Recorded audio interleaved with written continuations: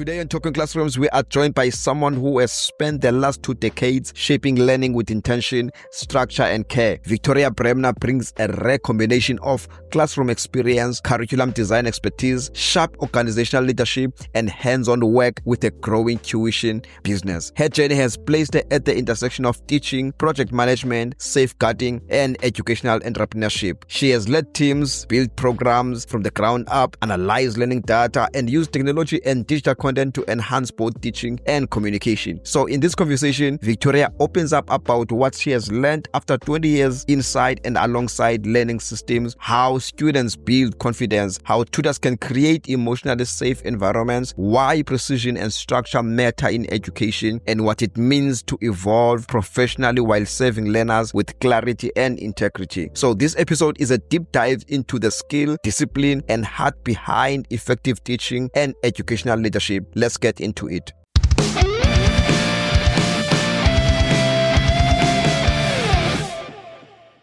Victoria, welcome to Talking Classrooms. I've been looking forward to this conversation because your career brings together something we don't often explore in one space, which is precision, purpose, and progress. So you have we have 2 decades in education, hands-on curriculum design, safeguarding, project leadership, and now the courage to build a tuition business that is growing because of structure, care, and high standards. It's very impressive. So today I want us to unpack not only your expertise, but the thinking behind it, the experiences that shaped you, the decisions you made, and what you learned from building systems that actually really work for children, educators, and families. So I want us to begin at the root of your story. You spent 20 years in education, and now you run a growing tuition business. So what moment or insight convinced you to step into entrepreneurship? I think, like you say, I've been working in education for 20 years, and I still work in school alongside running the tuition business as well.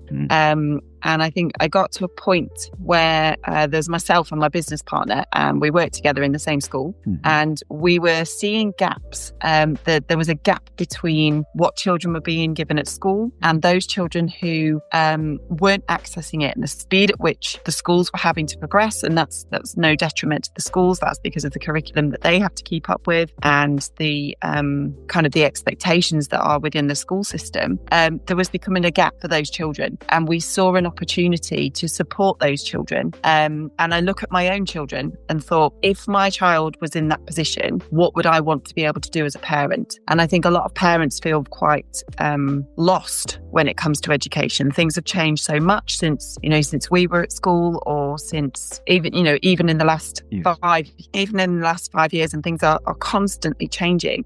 And methods and methodology and the way children are taught nowadays is completely different. And I think parents feel very helpless in being able to support their children, and they're also time poor because they are out at work, and that is something that I think they feel there's a guilt there as a parent. I know myself, I feel guilty if I'm not kind of there to support my children, and I think starting the tuition business allowed us to kind of help those parents who wanted to support their children, but also support those students who maybe aren't the ones that want to speak up in the middle of a lesson with 30 other children sat there. They're not confident to do that. The social aspects of school now have changed so much, and the ridicule that you can face because you don't understand something, or because you ask a question, or and students don't want to feel like that. They don't want that. And actually, that's why we started our tuition company, because we work in small groups so that they've got a social interaction, but it's a safe space. And I think that was one of the main reasons why we started. Wow. This is great, Victoria, because you're speaking of gaps. I wanted to just expand on that one. Is there any maybe personal experience that when it comes to filling a gap that came personally to your life? I think the bridges and gaps in education, I think it's the speed at which we're having to work. And I think there's a lot of children I currently teach, and I've got within one classroom, I'm ranging from, first year of school right the way up to year 5. And I've got that ability within one classroom. Now, as a classroom trained teacher, Okay. that is to try and juggle all of that is near on impossible. When you've got 30 children and you've maybe got 4 of them working at a top level, you've got a group in the middle, you've got a couple lowers, you've got some children with special educational needs, to be able to juggle all of that. And actually that's where, we thought that there's a need here for those children who need that extra support. Wow. And that takes us straight into the heart of your work, because you specialize in curriculum design. In your view, what makes a curriculum impactful rather than simply informative? I think curriculum design, you've got to have the child at the heart of the curriculum. It has to be what do they need to learn, and what are the best ways for them to learn. And you've got to make sure that you are adapting that for all the needs. So there has to be, it can't be set in stone. There has to be compromises made. And there needs to be key aspects of that curriculum. There has to be some aspects of knowledge, but for me, it's more the world that we're currently living in. The children need to develop the ability to think for themselves, to problem solve, because they're the skills that they're going to need as they go forwards. So that for me, curriculum design needs to have the children at the centre, and actually what is their future going to look like? And is the curriculum that we are building, is it right for the future? Because we can't just keep doing what we're doing, because everything changes every day. There's always a change. So the curriculum has to change as well. So can you recall a moment where a curriculum you designed produced better results than expected? Okay, so recently I have rewritten, I'm the English lead at my school, and I've completely rewritten the English curriculum with regards to the writing and the reading side of things. And we've literally just done the last data drop, and every year group has the data drop for reading. Every year group has increased by at least 10% of the children reaching age-related expectations. Wow. 10% higher than the previous year. So, and that's all to do with kind of the structure that I put in place for everybody. So there is a very clear structure for everybody's reading lessons, but allowing for that a kind of teacher to be in charge of the learning within their classroom as well, and the conversations. What you're describing ties perfectly into something people often forget, which is good curriculum is only as strong as the system that deliver it. So like you lead a team of tutors, if I'm correct, and you handle timelines, programs, and delivery. What have you learned about effective project management in education settings? Oh, you have to be on your toes the whole time. I think, it's adapting and changing. It's listening to other people's opinions, and it's not kind of the gung-ho, this is what we're doing and this is how it's going to work. It's very much actually what is going to work in that particular situation, and changing and adapting. And I think that's the main thing that kind of I've learned. Definitely, I mean, education changes literally every day, something changes. But in running my own business, very much that it has to be. And sometimes that feels quite uncomfortable for me, because I do like things to be in order, but it's what is the best outcome for everybody. And might mean things need to just tweak and change slightly to make sure everybody is making the product they can. And that's the tutors and the students as well. Wow. How do you maintain quality while scaling your team? So we interview all of our tutors. The majority of them that come to us have been recommended by somebody, and they have got vast experience. Some of them have probably got more experience than I have. We've got one particular lady on board who has been a deputy head. She's a Senko. She's everything you could possibly do in education. I think she's done. Wow. That's great. She's great. Others less experienced, myself and my business partner, we've both got well over 40 years between us. So it's people come on recommendation, and also it's just listening to what students say. So I recently had a parent come back to me and say her son had started science tuition with us, and she said after one session he'd gone back and said, I know I've learned more about science in that one session than I have done in my entire time at secondary school. And he's in year 11, and that's 5 years of that child's life, and he's learned more in one session. So that to me says I've got a cracking tutor on board here. Wow. it seems like you've got structure there, and structure is very powerful. But also I want us to check on insight, because also insight is also playing a role, and this brings us to something that you are known for. You have basically a strong data analysis skills, and how do you use those data, maybe data to shape teaching practices and learner progress tracking or business decisions? Okay, so data wise, I'm always looking at data. I'm always looking at something, having something concrete to kind of hang your hat on. I think in the situation we're in, there's a lot of things that I could kind of go, right, I can go with my gut instinct on that one, but I know somebody's going to say, back it up. So having data to kind of, especially when I brought in the reading curriculum, I looked at the data, I looked at where the gaps were, I looked at which groups of children were the ones that weren't being engaged. A lot of them were boys.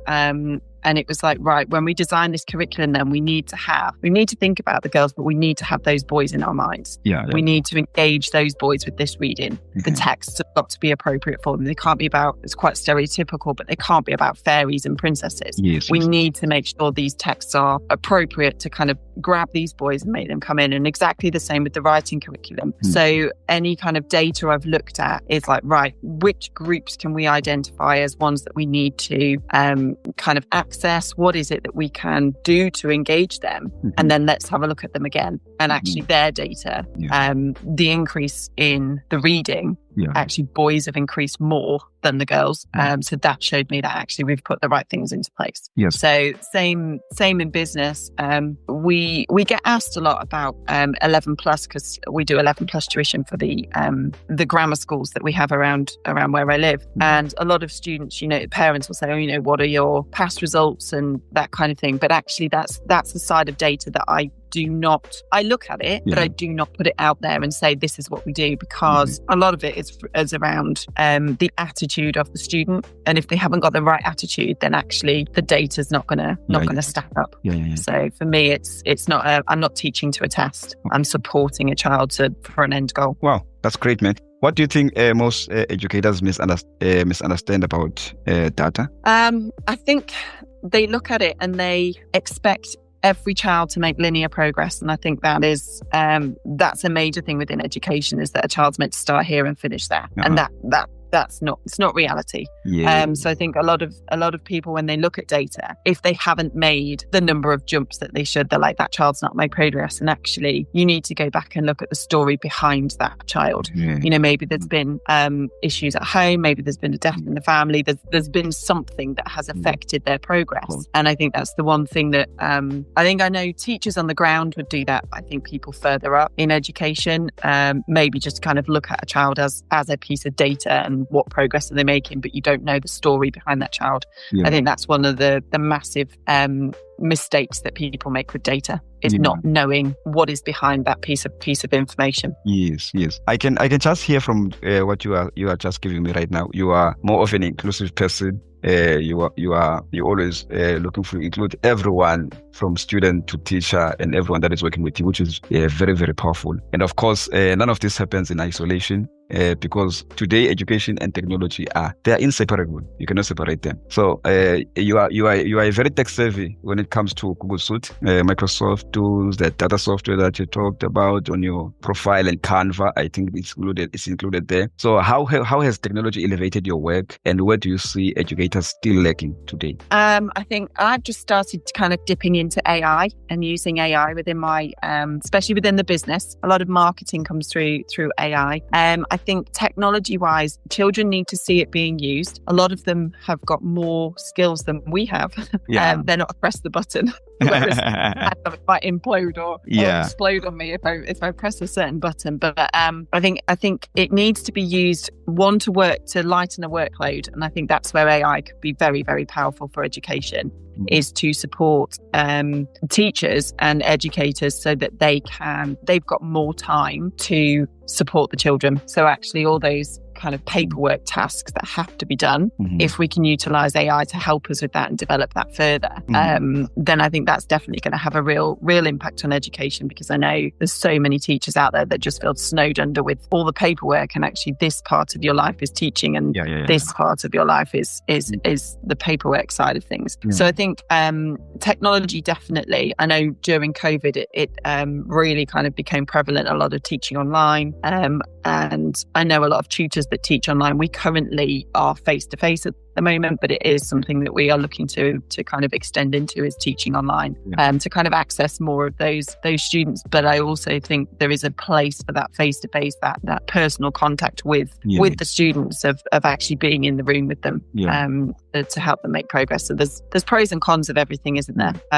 But yeah, I think technology, if used in the right way, is only going to benefit and support all educators as we go forward. Speaking about AI, what role do you see AI playing in tuition and curriculum design in the next few years? I think it would be a useful tool with regards to kind of organisation, and with regards to kind of pulling together. There's so much out there that I think actually trying to find the bits that are specific for what that particular need is. I think that's where AI can kind of come into play, because you can ask it a very specific question, and it's going to, that time element of looking through everything, if it can provide it for you rather than us having to go searching for it, I think that's definitely going to have an element of support there, and kind of the wording, and being able to ensure that it's accessible for everybody as well. Wow, this is great, Victoria, because when you're speaking about tech and AI and all the stuff, you're talking about something that will bring efficiency in education. There are a lot of stuff that I read about you. It's not basically when it comes to technology only.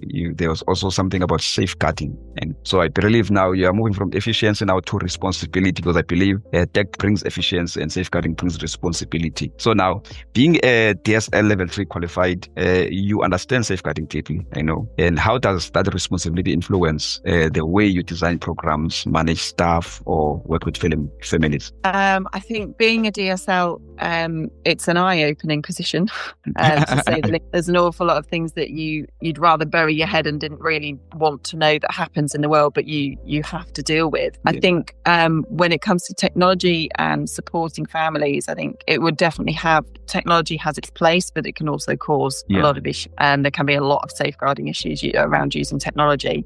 So I think, going forwards, it's an education in how the world works, and it's how do you support people in understanding that actually not everybody's intentions are honourable, but with doing that in an age appropriate way. So, but it's an education for everybody. It's an education for students. It's an education for parents. I think that's a huge area that needs, because so many of my daughter's parents, their friends' parents don't understand the age restrictions, don't understand why they can't have these things, and don't know how to set up the protocols and things of technology that students have these days. So I think that's very important when it comes to safeguarding. So has there been a moment where safeguarding training changed the course of a situation? I think there's been cases over the years where they've had to change the safeguarding kind of protocols and things that are in place, because certain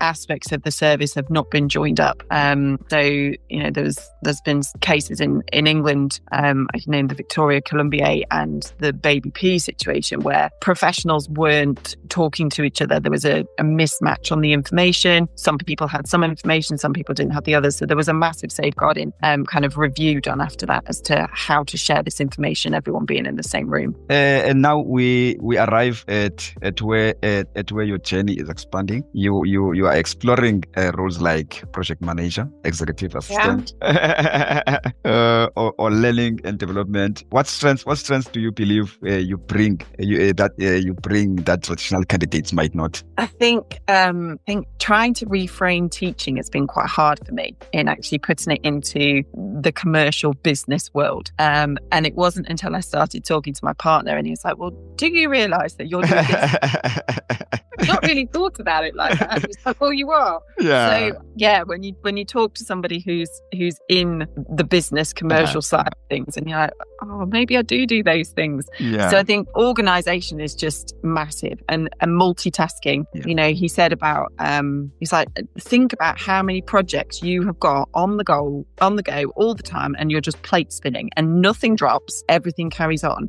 So I think organization and being able to kind of organize my time, make sure that everything is done when it needs to be done, and the plate spinning, that's massive in education, absolutely huge. And I think also with regards to maybe like a learning and development role, that is, my life has been teaching, my life has been learning and helping people develop, and those skills there. So, and it's not just how children learn, but how adults learn as well, in supporting staff, other colleagues, in how to kind of teach. So that's a definite skill. But project management with regards to plate spinning, I'm possibly one of the best. Yeah.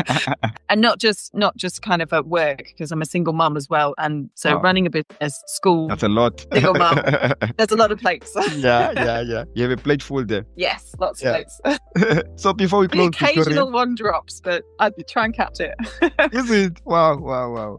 Before we close, I want to give you a space to address the people who look up to you, the educators and tutors building something from the ground up. What's the biggest misconception people have about tuition business, and what's the reality on the ground? I think the biggest misconception people have is that it's just going to happen straight away, and you're going to have all these students coming in. And I think the one thing we've learned through our business is actually word of mouth is one of the biggest biggest promotions you could have, and developing those relationships with your students and with the parents of your students is absolutely, that is a foregone, you have to do it. There's nothing else that is more powerful than building that relationship. And I think everybody that comes to us now is through word of mouth. It's someone said, you'll get an email that says, oh, so-and-so's mum said to contact you because, and you look back at the list and you think, oh yeah, they were with us like last year doing this. And so I think it's slow and steady is what I would say. And I think a lot of people think,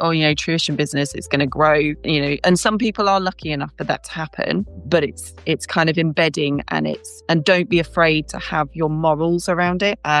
We definitely do with regards to some of the students that we will take on, and what there is sometimes not their kind of thoughts on where they want it to go. It's maybe their parents, and actually, is this right for the student? And one thing we always say is, come along, try a session. It's got to be right for you, and it's got to be right for us. It's a mutual agreement there. So if it's not right for a student, there's no point in them keeping coming, because it's just a battle at the end of the day, and nobody wants that battle. Yeah. So what truth do you want every educator to walk away with after hearing this conversation that we're having today? What do I want educate? I think follow your heart, follow your gut, and always put the child at the center of it. Yeah. And even if you're coming up against a lot of pushback from, but we've got to do this because, and tick boxing, just kind of stick to your guns. If you know something is right for that particular child, stick with it, because it will work out. Victoria, thank you very much. What you have shared today is not only full of practical wisdom, but also grounded in integrity and a deep respect for learning. You've reminded us that excellence isn't accidental at all. Thank you very much. Thank you very much for having me.